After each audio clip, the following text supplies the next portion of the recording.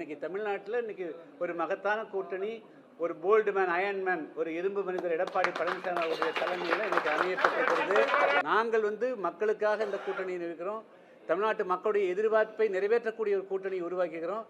இந்த கூட்டணி வெற்றி கூட்டணி. இந்த மக்கள் தமிழ்நாட்டு மக்களுடைய எதிர்பார்ப்பை நிறைவேற்றக்கூடிய கூட்டணி. மக்கள் ஒரு மாற்றத்தை விரும்புகிறார்கள். அஇஅதிமுகவுடைய தலைமையில் அமையப்பெற்றக்கூடிய கூட்டணி மக்களுடைய எதிர்பார்ப்பு கூட்டணி.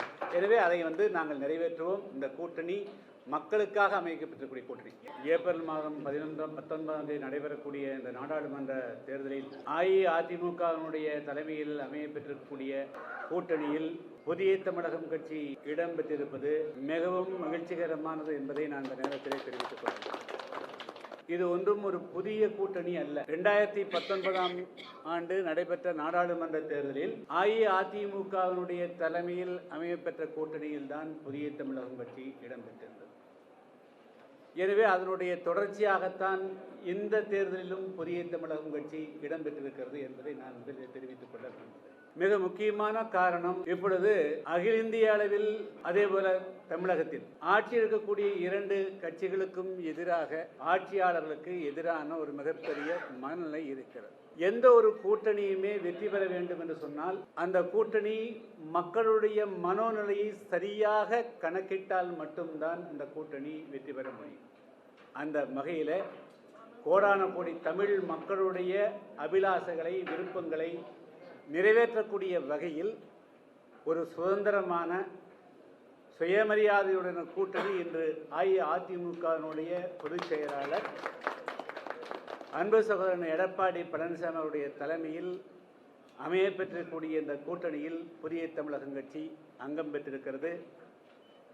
தமிழகத்தை தாண்டி உலகெங்கும் இருக்கக்கூடிய கோடான கோடி தமிழ் மக்களுடைய சுயமரியாதையை மீட்டெடுப்பது, அந்த மக்களுக்காக நாடாளுமன்றங்களில் குரல் கொடுப்பது, தமிழகத்தினுடைய மாநில உரிமைகளை எந்த விதமான சமரசத்துக்கும் இடமில்லாமல் போராடி பெறுவதுதான் எங்களுடைய கூட்டணியுடைய மிக முக்கியமான நோக்கம்.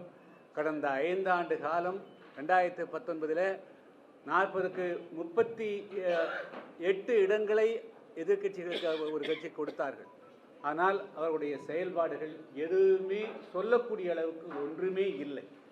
எனவே மக்கள் ஒரு மாற்றத்தை விரும்புகிறார்கள்.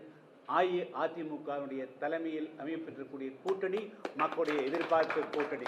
எனவே அதை நாங்கள் நிறைவேற்றுவோம். இந்த கூட்டணி மக்களுக்காக அமைக்கப்பட்டிருக்கக்கூடிய கூட்டணி இல்லைங்க. அது எங்களுக்கு சுதந்திரம் கொடுத்துட்டாரு புதிய தமிழகம் கட்சி.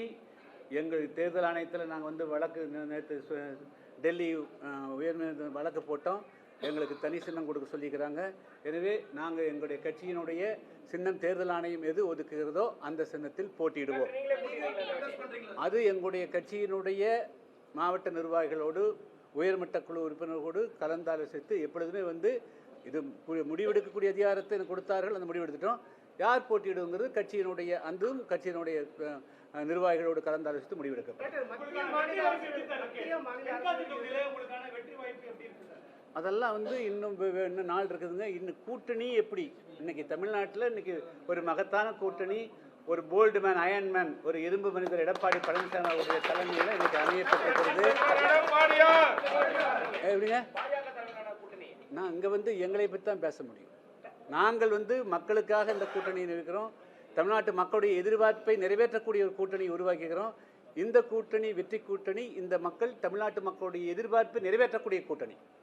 மத்திய மாநில அரசுகள் மீது மக்களுடைய எதிர்ப்பு மனநிலை இருக்குன்னு சொல்றீங்க. 2 மாசத்துக்கு முன்னாடி அண்ணாமலை கூட நீங்க பயணம் போகல தெரியலையா? மத்திய அரசு மீது மக்களுக்கு அது நான் தனியா இன்று அது நிறைய நாள் பேசுறதுக்கு இன்னும் 1 மாசம் டைம் இருக்கு. நீ 19 இன்னும் 1 மாசம் இருக்குது. அதுல எல்லாம் அந்த கூட்டத்தில் வாங்க.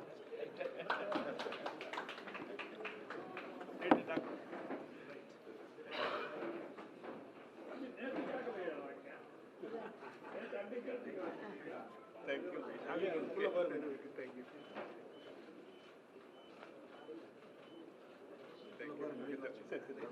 you.